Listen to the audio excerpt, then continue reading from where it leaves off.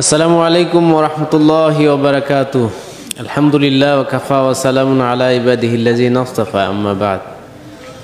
কাছে দূরে সম্মানিত ভার্চুয়াল জগতের বন্ধু ফেসবুক এবং ইউটিউবে, তাদের সবার প্রতি আন্তরিক মোবারকবাদ জানিয়ে শুরু করছি আমাদের নিয়মিত আয়োজনের একটি আশা রাখি আপনারা ভালো আছেন, আমরা ভালো আছি আলহামদুলিল্লাহ। আজকে একটু ভিন্ন ধর্মীয় উপস্থাপনা, গতানুগতিকভাবে যে আলোচনাগুলো চলছিল আল্লাহ তাআলার মাআরিফাত প্রসঙ্গে আজকে সম্মানিত নানাকে আমি অনুরোধ করছি কিছু বলার জন্য। তো আল্লাহ তাআলা আপনাদেরকে ধৈর্য ধারণ করার তৌফিক দান করুক। আপনারা দেখতে থাকুন, শেয়ার করুন সবার মাঝে ইসলাম প্রচারের স্বার্থে। দেখতে থাকুন। আলহামদুলিল্লাহি রাব্বিল আলামিন, ওয়াসসালাতু ওয়াসসালামু আলা রাসূলিহি মুহাম্মাদিন ওয়া আলিহি ওয়া আসহাবিহি আজমাইন, আম্মা বা'দ। আসসালামু আলাইকুম আইনামা কুনতুম ওয়া রাহমাতুল্লাহি ওয়া বারাকাতুহু। আমার সাথী ও বন্ধুগণ, আল্লাহ আমাদের প্রতি কল্যাণ করুন, আল্লাহুম্মা আমিন। আমরা রাসূল আকরাম সাল্লাল্লাহু আলাইহি ওয়াসাল্লামের মারফতে যে ইসলাম পেয়েছি, এই ইসলামের বিশেষ দিকগুলো হচ্ছে আল্লাহ তাআলা সম্পর্কে স্বচ্ছ ধারণা, মানব জাতির সঠিক সম্পর্ক সৃষ্টিকে ভালোবেসে আল্লাহকে আবার সন্তুষ্ট করা, এইটা সৃষ্টির মাঝে প্রীতিবন্ধন সৃষ্টি করা, এরকমভাবে এর ফলাফল হিসেবে পরকালীন জীবনে মুক্তি পাওয়া, এই সমস্ত বিষয়েই রাসূল সাল্লাল্লাহু আলাইহি ওয়াসাল্লাম পৃথিবীতে এসে আমাদেরকে শিক্ষা দিয়ে গেছেন। আল্লাহ সম্পর্কে তিনি যে ধারণাটা পরিষ্কার করে দিতে চেয়েছিলেন, সেইটা হচ্ছে আল্লাহ তাআলার একত্বতা, তাওহীদ। তাওহীদের বিপরীত হচ্ছে শিরক। শিরকে আল্লাহ তাআলা বেশি নারাজ, তাওহীদি গুণগানে আল্লাহ তাআলা বেশি সন্তুষ্ট।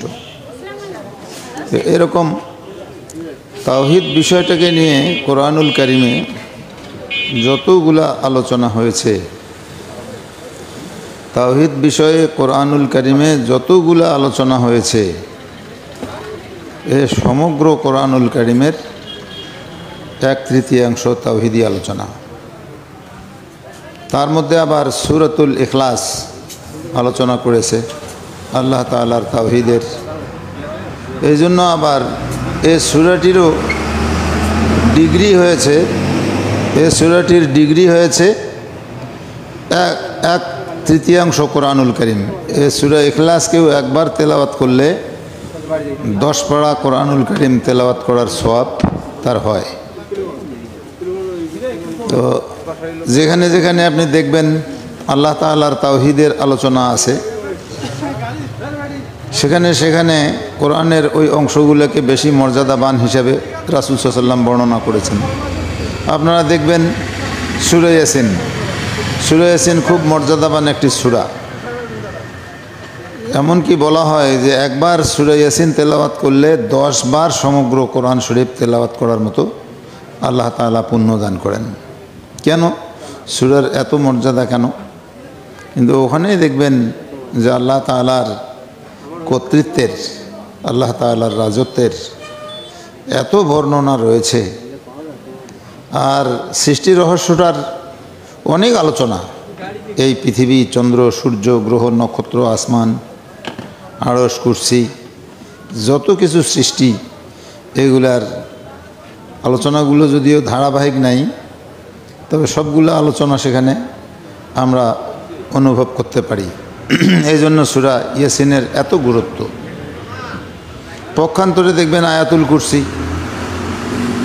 কুরসির গুরুত্ব এত বেশি, আয়াতুল কুরসির ফলাফল এত মারাত্মক, প্রমাণও করে দেখতে পারেন যারা রোগী, যারা অসুস্থ, পাঞ্জেগানা নামাজ আদা করুন, প্রতি ফরজ নামাজের পরে আয়াতুল কুরসি তেলাওয়াত করে নিজের শরীরে সিনায় ফুঁক দিন, আপনি সুস্থতা অবলম্বন করবেন, আপনি সুস্থ হয়ে যাবেন।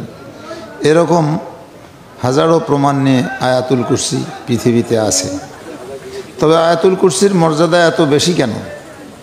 আয়াতুল কুরসিতে শুধু কি আল্লাহর কুরসি সম্পর্কে আলোচনা হলো?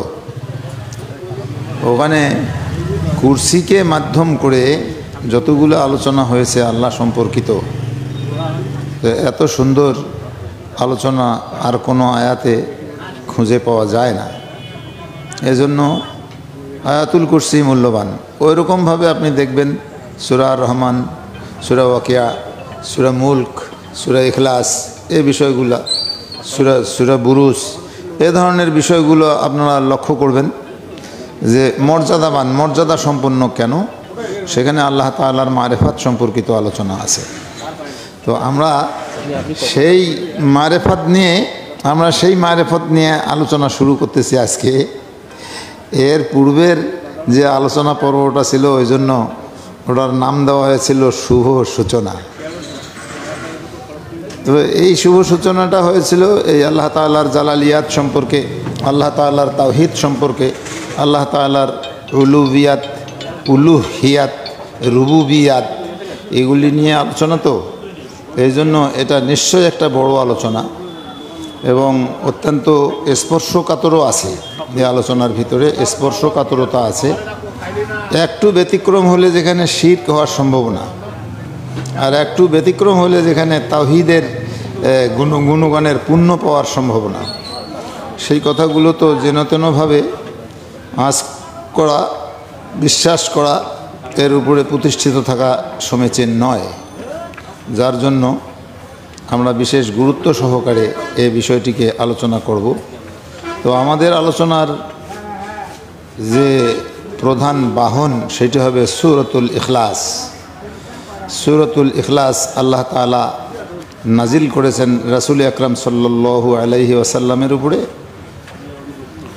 কাফেরদের প্রশ্ন ছিল যে আল্লাহ তাআলার আকার আকৃতি কীরকম, আল্লাহ তাআলা কেমন, তার জাত ও সত্তা সম্পর্কে কোনো শরিক নাই, অংশীবিহীন সত্তার কথা মুহাম্মদ আপনি বলতেছেন, এটা কীরকম? তো অল্প কথায় এই সূরাটি নাজিল হলো। সূরাটি হচ্ছে আউযু বিল্লাহি মিনাশ শাইতানির রাজিম, বিসমিল্লাহির রহমানির রহিম। কুল হুয়াল্লাহু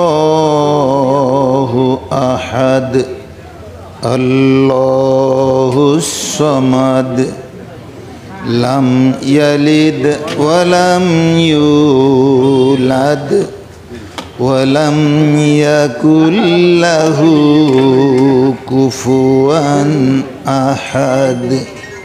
সাদাকাল্লাহুল আযীম। ছোট্ট কোরআনুল কারীমের অল্প পরিসরের আলোচনা সম্বলিত একটা ছোট্ট সূরা। এত ছোট সূরা তো কোরআনুল কারীমে আর নাই। তো ইসলামের যে মৌলিক বিষয় তাওহীদ, রিসালাত আর আখিরাত।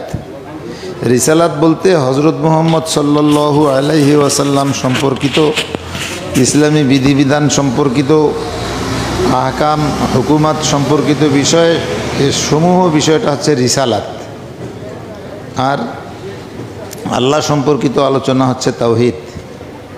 তো রিসালাত সংক্রান্ত সূরা আমরা দেখেছি সবচেয়ে ছোট সূরা সূরাতুল কাউসার, রাসূল সাল্লাল্লাহু আলাইহি ওয়াসাল্লাম সম্পর্কে বলা হয়েছে। আর সূরা ইখলাস আল্লাহ সম্পর্কে বলা হয়েছে। এখন থাকলো আখিরাত। আখিরাতটা কীরকম, আখিরাত সম্পর্কে আবার এটা তো সূরা লাগে। তো এই সূরাটি আবার সেই বৈশিষ্ট্য নিয়ে কোরআনুল কারীমের ভিতরে রয়েছে, সেটা হলো সূরাতুল আসর। তিনটি ছোট ছোট সূরা, তিনটি বিষয় সম্বলিত, একটা বিশালতা নিয়ে। যেমন ইমাম শাফি রাহিমাহুল্লাহু তাআলা বলেছেন, ইমাম শাফি রাহিমাহুল্লাহু তাআলা বলেছেন যে পৃথিবীতে যদি সূরা কাউসার থাকে, পৃথিবীতে যদি সূরা কাউসার থাকে, সূরা ওয়াল আসর থাকে, মাফ করবেন, পৃথিবীতে যদি সূরাতুল আসর থাকে, তাহলে আর কোনো কোরআন সুন্নাহ হাদিস এগুলা কোনো বিধান না থাকলেও সূরাতুল আসর দিয়ে ইসলামী হুকুমাত চালানো যাবে। মানুষ জান্নাতি জীবন সূরা আসর দিয়েই যাপন করতে পারবে। উনি বলেছেন যে একটা চুঙ্গার ভিতরে 7 সমুদ্রের পানি ঢুকানো যেরকম অবস্থা, সূরাতুল আসরের অবস্থাটা এরকম। এই কথাটা বলেছেন ইমাম শাফি রাহিমাহুল্লাহ তাআলা। তো আমি কিন্তু বলি কি, যে কোরআন শরীফের যত বর্ণনা ভঙ্গি আমি দেখেছি, কোরআন শরীফের যত আয়াত আমি পড়েছি, যত কোরআনুল কারিমের আয়াতে আয়াতে বিচরণ করেছি, তবে সূরা ইখলাসের কোনো জুড়ি আমি দেখি নাই। সূরা ইখলাসের জুড়ি আমি দেখি নাই।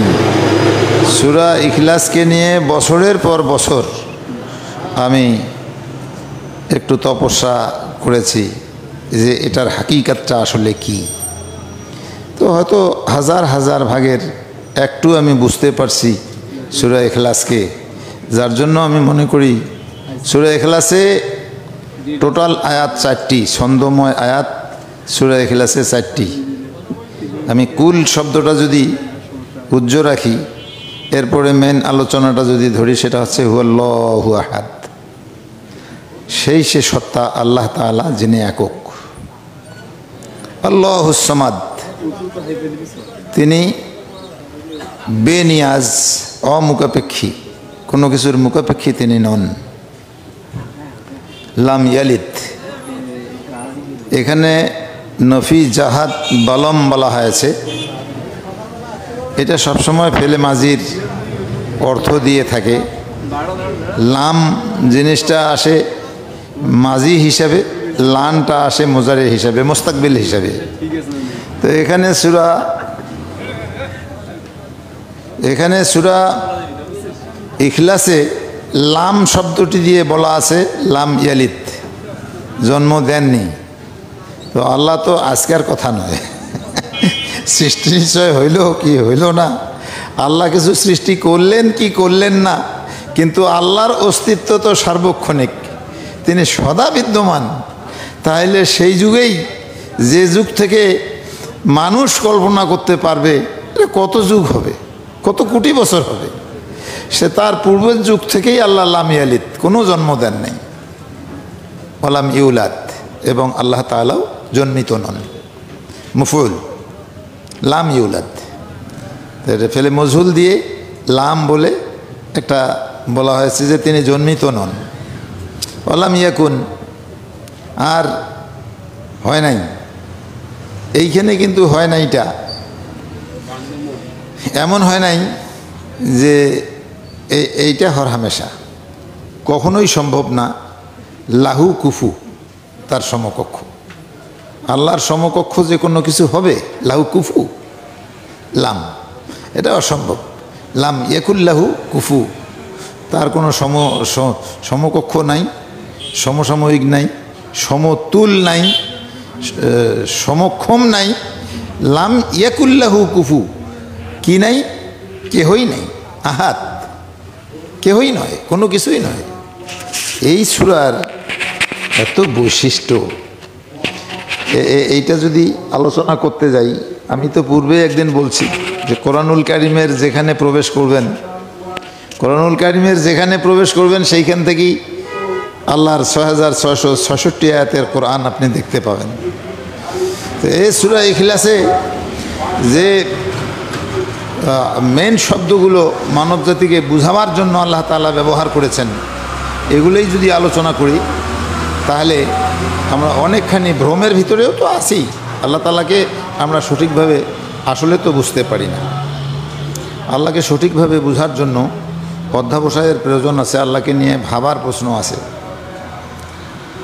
বহু গুণীজন পৃথিবীতে, বহু উলামায়ে কেরাম বহুভাবে আল্লাহ তাআলার বর্ণনা দিয়ে থাকেন,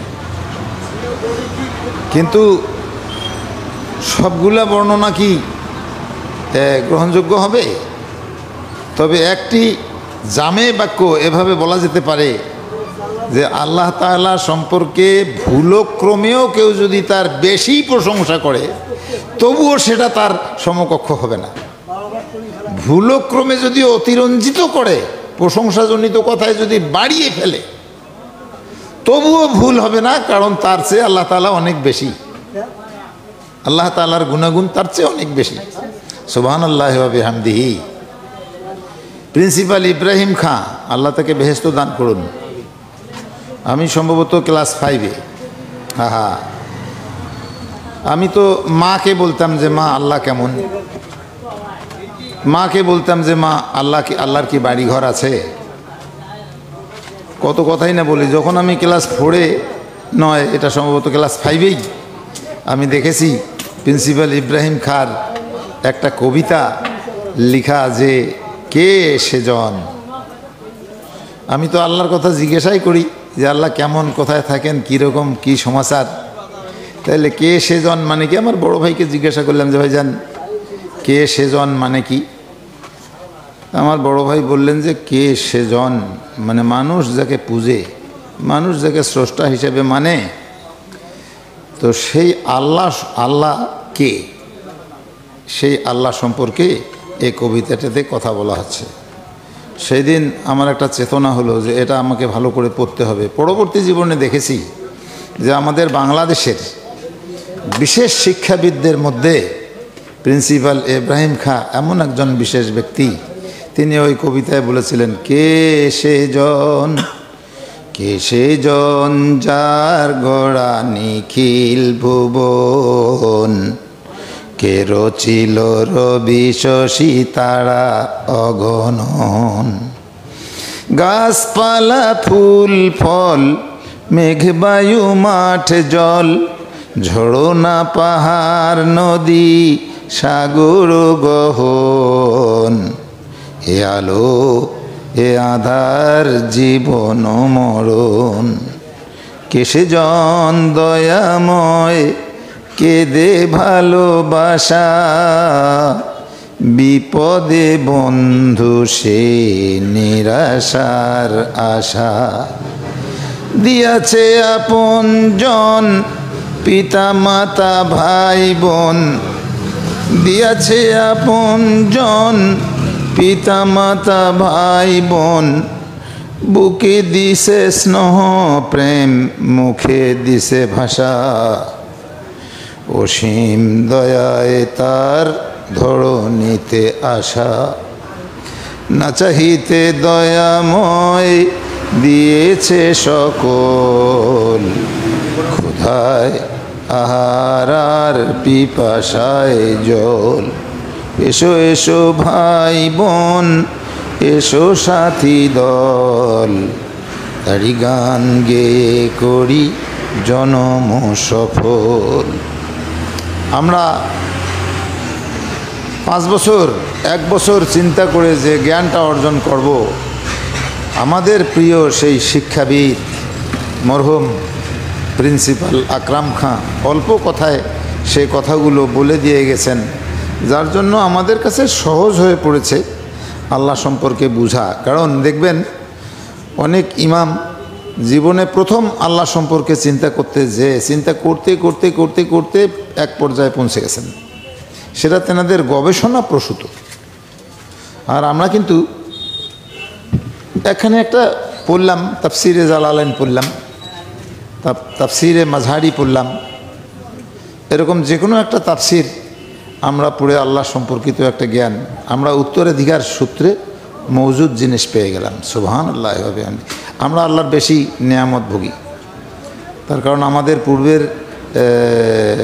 অনুসারীরা আইম্মায়ে কেরাম যে কষ্ট করে আমাদের জন্য উপহার দিয়ে গেছেন, এগুলো আমরা সহজে পাচ্ছি। আজকে এই ফেসবুক এবং ইউটিউবের বন্ধুবর্গ সাথীগুলো যেখান থেকে যারা এগুলি শুনতেছেন দেখতেছেন, অনেকগুলো বই পড়ার কাজ এই অল্প কিছুক্ষণ আলোচনার মধ্যে আপনারা পেয়ে যাচ্ছেন। কিন্তু সতর্কতা এটা যে মিথ্যা যদি প্রয়োগ হয় আর এই মিথ্যা যদি কেউ আমল করে তাহলে তো ফালিয়াতাবাওয়া মাকাদাহু ফিন্নার, সে যেন তার ঠিকানাটা জাহান্নামেই ঠিক করে নেয়। নাউজুবিল্লাহ মিন জালিক। প্রিয় সাথী ও বন্ধুগণ, আমরা আল্লাহকে বুঝবো। আল্লাহকে 1 নম্বর কাজটাই হচ্ছে কিন্তু তাওহীদ। ইসলামের 1 নম্বর কাজটাই হচ্ছে তাওহীদ। এ তাওহীদের ভিতরে যতগুলো যোগ। তাহলে এখন আসেন, আল্লাহ তাআলা সম্পর্কে প্রিন্সিপাল ইব্রাহিম খাঁ বললেন, কে সে জন যার গোড়া নিখিল ভুবন। এই পৃথিবী, নিখিল ভুবন, গোটা পৃথিবী এই পর্যন্ত? জি না। এই পৃথিবীটাকে বিজ্ঞান যেভাবে উপস্থাপন করেছে আপনারা দেখুন, এই চন্দ্র, এই পৃথিবী, এই মার্কিউরি, এই ভেনাস, এই নেপচুন, এই প্লুটো, এই গ্যালাক্সি, এই অ্যান্ড্রোমেডা, এই ইউনিভার্স, এই মাল্টিভার্স, এই মহাবিশ্ব। এখন বিজ্ঞান যে মহাবিশ্বের কথা বলল, বিজ্ঞানে যে উল্লেখে নাই কোথাও যে আসমান আছে। বিজ্ঞান তো আসমান চোখে আজও দেখে নাই। তাহলে যে মহাবিশ্বের ধারণা তারা দিয়েছে, যে মহাবিশ্বের ধারণা তারা দিয়েছে, কোটি কোটি কোটি কোটি আলোকবর্ষ মাইল দূরত্ব, যার কোনো শেষ নাই, যার আপনার ক্লাস 10-এর বিজ্ঞানে এ কথাটা উক্ত আছে যে মহাশূন্য বিশাল বিস্তীর্ণময় এক রহস্যময় জগৎ, যার বিশালতাও বিস্তীর্ণতার কিনারা পাশে পৌঁছতে পারেনি আজও কোনো মানুষের জ্ঞান। মহাশূন্য এমনই বিশাল বিস্তীর্ণ রহস্যময় জগৎ। তাহলে বিশাল বিস্তীর্ণ রহস্যময় জগৎ এইটার কথাই বলেছে। কিন্তু আমরা যখন ধারণা করি পৃথিবী যেহেতু ঘুরে, আপনারা খুব করে বুঝবেন পৃথিবী কিন্তু ঘূর্ণায়মান। আমি একদিন একজন ওস্তাদ, তাকে বললাম যে পৃথিবী তো ঘুরে, ঘূর্ণায়মান পৃথিবীর আহ্নিক গতিও আছে, আবার বার্ষিক গতিও আছে। কিন্তু আমরা নামাজে যে বলি সুবহান রাব্বিয়াল আলা, যে আল্লাহ উচ্চে রয়েছেন, সর্বোচ্চ, তার তাসবিহ করি, তা আল্লাহ কোন দিকে আছেন? তিনি কথাটাকে জটিল ও কঠিন ভেবে আমাকে বলেছিলেন যে আমি মনে করি পৃথিবী ঘুরে না। আমি ওনাকে একটা কটু কথা বলেছিলাম, আল্লাহ মাফ করে, সে উস্তাদ, উনি মারা গেছেন। আমি বললাম, সারা জীবন আপনি শিক্ষকতা করেছেন, বেতন নিয়েছেন এবং আমাদেরকে পাঠশালায় পড়াইছেন, আপনারা আহ্নিক গতি এবং বার্ষিক গতি আমাদেরকে শিখিয়েছেন, এ সকল শিক্ষা দীক্ষা দিয়ে বেতন নিয়ে সরকারের কাছ থেকে খেয়েছেন, যেটার পক্ষে। তাহলে আজকে যদি বলেন যে পৃথিবী না ঘুরে, তাহলে তো আপনার ওই বেতনগুলো হালাল হয় না। আপনি এতদিন ভুলের পিছে ছিলেন, তাহলে কিভাবে অমাবস্যা হয়, কিভাবে পূর্ণিমা হয় যদি না ঘুরে? তাহলে কিভাবে চন্দ্রগ্রহণ হয়? চন্দ্রগ্রহণ হইতে গেলেই পূর্ণিমা রাত লাগবে, আর সূর্যগ্রহণ হইতে গেলেই অমাবস্যা রাত লাগবে।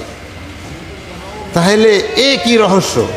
এগুলো ঘূর্ণায়মান জন্য একটা আর একটার সামনে আসলে প্রতিবন্ধকতা হয়, যার জন্য হচ্ছে এই এই চন্দ্রগ্রহণ এবং সূর্যগ্রহণ। এখনও কি কেউ বোকার মতো আমরা বলবো যে পৃথিবী ঘুরে না? কোরআন শরীফে সূরা ইয়াসিনে এবং 17 পারা সূরা আম্বিয়ার মধ্যে 2 বার আল্লাহ তাআলা বলেছেন কুল্লুন ফি ফালাকিন ইয়াসবাহুন। খন্দকার আবুল খায়ের ভাই একটা আল কোরআন সিরিজের বইয়ের মধ্যে লিখছেন যে এই কথাটার উপরে একটা সিরিজ তিনি লিখেছেন যে মহাশূন্যে সবই ঘুরছে। আমি মনোযোগ দিয়ে তার ও বইটি পড়েছি। আবার একজন লিখেছেন Nurul Islam, the sun move but not the earth, পৃথিবী নয় সূর্য ঘুরে। 2টা বই আমি পড়েছি। তাহলে কোরআনুল কারীমের ব্যাখ্যার দিকে কোনটি বই? নিঃসন্দেহে খন্দকার আবুল খায়ের ভাইয়ের বইটা। এটা কোরআনের যুক্তিগুলো ঠিক আছে সেখানে। তাহলে ঘূর্ণায়মান পৃথিবীতে বসে আমরা আল্লাহর ইবাদত করি। এখন আসমান কোন দিকে? আপনারা মনোযোগ দিয়ে শুনুন, আসমান কোন দিকে? আসমান কোন দিকে? পৃথিবী যে ঘুরে, সহিহ হাদিসের বিশুদ্ধতম বার্তায়ও রয়েছে যে বান্দা যখন মুলতাজিমে দাঁড়ায়, অর্থাৎ যেখানে চুম্বন দেওয়া হয় হাজরে আসওয়াদ, এবং খানায় কাবার যে দরওয়াজা বাবুল কাবা, এই দুইয়ের মাঝখানে যখন বান্দা দণ্ডায়মান হয় তখন সে সোজা আরশে আজিমের নিচে দাঁড়ায়। সহিহ হাদিসে যে এরকম কথাও আছে। তাহলে ওই সময় দাঁড়াইলে সোজা আড়সের সে নিচে থাকলো, তাহলে আড়স কোথাও স্থায়ী, পৃথিবীও কোথাও স্থায়ী, তাহলে তো আর পৃথিবী ঘুরে না। আর যদি পৃথিবী ঘুরে তখন আড়স কোথায় থাকে? এগুলার কতই ভাবি এসব কথা জবাব দেবার মানুষ কই। তাহলে কি হলো? আল্লাহ কোন দিকে? ঘূর্ণায়মান পৃথিবীর কোন দিকে? আমি পরিশেষ যে আলোচনা পেয়েছি সূরাতুল হুদের 7 নম্বর আয়াত, ওইটার ভিতরে অ্যানালাইসিস করে ওখান থেকে কয়েক খণ্ড তাফসির আমি খুঁজে খুঁজে একই ধরনের তাফসিরের মধ্যে এই জিনিসটাও পেয়ে গেলাম যে আল্লাহর আরশ সম্পর্কে সমগ্র কোরআনুল কারিমে 21 বার আরশুল আজিমের আলোচনা এসেছে। 21 বার। পারতপক্ষে আমি সবটাই অ্যানালাইসিস করলাম, দেখলাম আল্লাহর আরশ সম্পর্কে কি বলা হয়েছে। তো এখানে যে বর্ণনাটা দেওয়া হয়েছে আয়াতুল কুরসিতেও পাশাপাশি একই ধরনের বর্ণনা এসেছে যে কুরসির সামনে যদি গোটা সৃষ্টি লোককে রেখে দেওয়া হয় তো মরুভূমিতে একটা যেন আংটি রেখে দেওয়া হবে বিশাল ময়দানে। আবার কুরসি সহ গোটা সৃষ্টিকে যদি আরশের সামনে রেখে দেওয়া হয় তখন একটা আংটির মতো গোটা সৃষ্টি লোক হবে আরশের কাছে।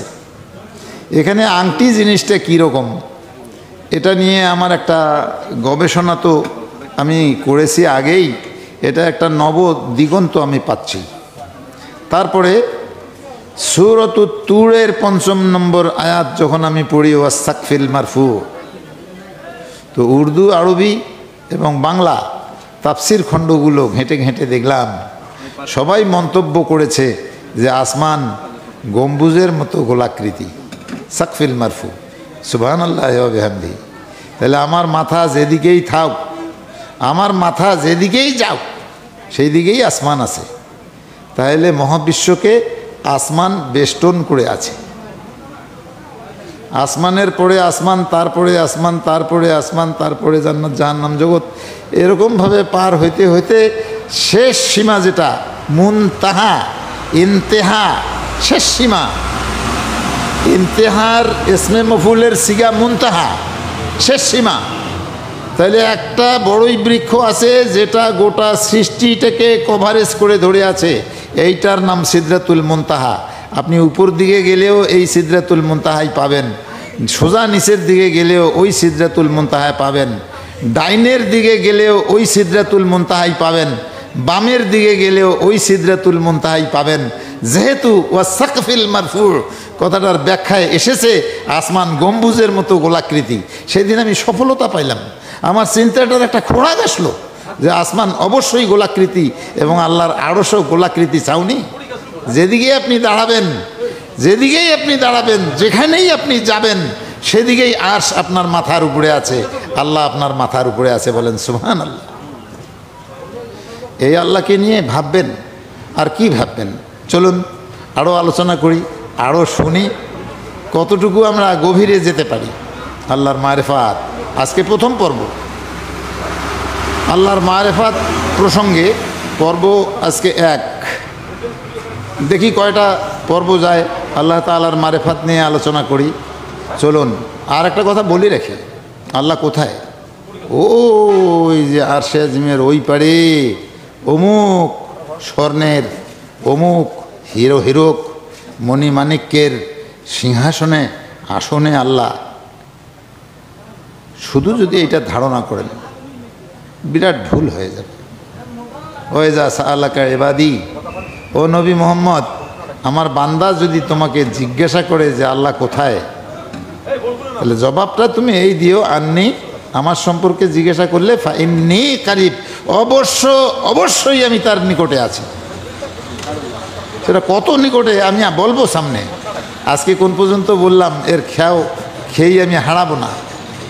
তবে আল্লাহ তাআলা সম্পর্কে কথা বলতে যে একটা কথা আমি বলি, আমার ভিতরে আল্লাহ তাআলা মেহেরবানি করে আমার মায়ের দোয়া, আমার বাবার আকাঙ্ক্ষা 30 পারা কোরআনুল কারীম হাফজ করে ভিতরে রেখেছি। বাজে কথা তো বলার দরকার নাই, সত্য কথা বললেই তারই জায়গা নেই। আর বাজে কথাটা আসবেই কোত্থেকে? আপনারা খেয়াল করুন, একদিন এশার নামাজ পর ফজরের নামাজ কয়েকদিন আমার জামাতেও হয় নাই এবং সঠিক টাইমেও হয়নি, দেরি হয়েছে। তো একদিন এশার নামাজের পর আমি খুব কান্নাকাটি করলাম যে আল্লাহ, আমি কি জাহান্নামী? আমি কি জাহান্নামের দিকে যাচ্ছি?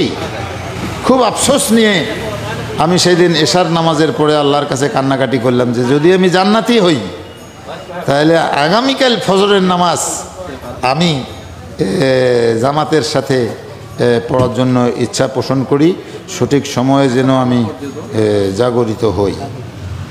আল্লাহর কাছে দোয়া করে ঘুমাইলাম। আমি নিজে নিজেই বলি আল্লাহু আকবার, যেহেতু আমার কথার কোনো সাক্ষী নাই, কেবলমাত্র আল্লাহ তাআলা আমার সাক্ষী। আল্লাহকে বললাম, ঘুমাইলাম। তো আমি হাফজ জীবনে যতখানি হাফজ পড়াইছি, তো বড় খাতায়ও যখন পড়াই, তো আমার এক ছাত্র খুব ওবিডিয়েন্ট, 2.5 বছরে সম্পূর্ণ কোরআনুল কারীম সে মুখস্থ করেছিল। বর্তমান হাল হকিকত আমি বলতে পারবো না। 2.5 বছরে কোরআনুল কারীম হাফজ করেছিল। খুব পরহেজগার সুফি সাফা আমার ওই ছাত্রটি। ও তো হাফজ শেষ করে কোথায় কোথায় চলে গেছে। ফজরের নামাজের সময়, ফজরের নামাজের আজানও হয় নাই, তো তখন তো আমার ঘরে বাঁশের বেড়া, আর আমার একটা বিছানাও ছিল বাঁশের বিছানা। তো সেই বিছানাটায় সেদিন বাঁশের বিছানায় ছিলাম না, কাঠের বিছানায় ছিলাম। তো আমার পায়ে কে যেন বুলাচ্ছে হাত, পায়ে হাত বুলাচ্ছে, টের পাইলাম। কিন্তু আমি আলস্য জেঁকে বসেছে, আমি সারা শব্দ না দিলে সেই হাতগুলো আমার মাথায় বুলাইতে হচ্ছে, পড়শিত হচ্ছে। তো আমি জাগনা পেয়ে বাম পাশে তাকিয়ে দেখলাম শিওরের দিকে বাঁশের বেড়া। বাঁশের বেড়া তো আমাদের এলাকায় এগুলিকে ছেঁচা বলে। ছেঁচার বেড়ার ফাঁক দিয়ে কিন্তু রাত প্রভাতের আলো টের পাওয়া যায়, রাত্রি প্রভাত হয়েছে। তো সেইখানে যে একটা লোক দাঁড়ানো, লোকটাকে স্পষ্ট প্রতীয়মান হয়, কারণ বেড়ার যে ফাঁকগুলোকে বন্ধ করে মানবাকৃতিটা দাঁড়িয়ে আছে। তখন আমি দেখলাম যে আমার ওই ছাত্রটি। আমি ওকে বললাম যে এত রাতে এত ভোরে তুমি?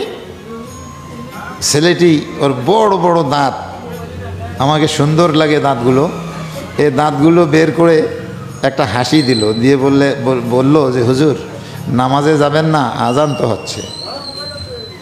এই কথাটা বলার সঙ্গে সঙ্গেই আল্লাহু আকবার ধ্বনি আমার কানে পড়ল। আমি পরিপূর্ণ জাগনা হয়ে গেলাম। আমি টের পাইলাম কোথায় সেই আমার ছাত্র, কোথায় কি। তখন আমি বুঝলাম যে আল্লাহ তুমি কোথায়, কোন আরশে আজিমে, কোথায় তুমি অবস্থান করে আছো। আমার ভাঙ্গা কুড়ে ঘরে তোমার কানটা এরকম সজাগ আছে যে আমি এশার সময় কান্না করলাম, আর কোন আমার প্রিয় ছাত্র দিয়ে ফজরের সময় তুমি আমাকে জাগায় দিলে। সুবহানাল্লাহি ওয়া বিহামদিহি, সুবহানাকা আল্লাহুম্মা ওয়া বিহামদিকা, আশহাদু আল্লা ইলাহা ইল্লা আনতা, আস্তাগফিরুকা ওয়া আতুবু ইলাইক। প্রিয় সাথী ও বন্ধুগণ, আল্লাহকে স্মরণ করি, হ্যাঁ, আল্লাহ তাআলার ইবাদত করি। আল্লাহ তাআলা সঙ্গে সঙ্গে জবাব দেন, সঙ্গে সঙ্গে জবাব দেন। আমার এই কথাটা যদি বিশ্বাস করেন, তাহলে আল্লাহ যে সঙ্গে সঙ্গে জবাব দেন, এর চেয়ে এখন কোন কিতাবপত্র আমাকে পড়া লাগবে বলুন? সুতরাং আজকে এ পর্যন্তই বলে শেষ করছি। এ পাহাড় সমান, সমুদ্র সমান আলোচনা যতটুকু আমি টাচ করতে পারি আপনাদের খেদমতে নিয়ে আসার চেষ্টা করব। ও আখিরু দাওয়ানা আনিল হামদুলিল্লাহি রাব্বিল আলামিন। আমার প্রাণস্প্রতিম নাতি, আমার এই খোরশেদ আলম, আমি যদি একটু আলস্য করি, এরা আমার জীবনের স্পন্দন। আমি তো কোনো জান্নাতি লোক তৈরি করতে পারি নাই, তবে আমার আশেপাশে আমার মনে হয় কিছু জান্নাতি যুবক ঘোরাফেরা করে, তাদের মধ্যে একজন আমার এই প্রিয় নাতি। তো আমি যদি একটু আলস্য করি, আমার প্রিয় নাতি আমাকে বাধ্য করান। তো তার সুন্দর সুস্থ জীবনের জন্য আপনারা তাকে দোয়া করবেন, ঋণ দিবেন, তাকে কর্জ দিবেন। আল্লাহ তাকে সহি সালামতে রাখুক, বিপদ আপদ থেকে হেফাজত করুক, এবং তার এই যে টুকটাক ব্যবসা বাণিজ্য সে করছে, একটা সাইদিলিয়া ঔষধালয়, দাওয়াখানা, আল্লাহ যেন এটা উত্তর উন্নতি দান করে। আমার নাতির জন্য সবাই দোয়া করবেন। আল্লাহ হাফেজ।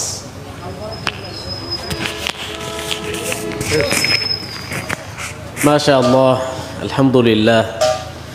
নানার আলোচনাগুলো আজকে খুব বেশি উপলব্ধি হচ্ছিল, তার যে স্মৃতিচারণগুলো করলো খুব ভালো লাগছিল। তো দেখা যাক নানা আমাদের কোন দিকে নিয়ে যায়, পর্বগুলোর কোন দিকে নিয়ে যায়, আলোচনাগুলোর কোন দিকে নিয়ে যায়। তো আপনারা দেখতে থাকুন, ইনশাআল্লাহ এই পর্বটি কন্টিনিউ হবে। আজকে প্রথম পর্ব হিসেবে এটা শুরু হলো, পরবর্তীতে ইনশাআল্লাহ আমরা দেখতে পাবো। তো ঠিক আছে, আমাদের সাথে থাকবেন ইনশাআল্লাহ। আল্লাহ আপনাদের ভালো রাখুন, আমরাও দোয়া করি আপনার জন্য, আপনারাও আমাদের জন্য দোয়া করবেন। দেখা হবে অন্য কোনো আসরে। আসসালামু আলাইকুম ওয়া রাহমাতুল্লাহি ওয়া বারাকাতুহু।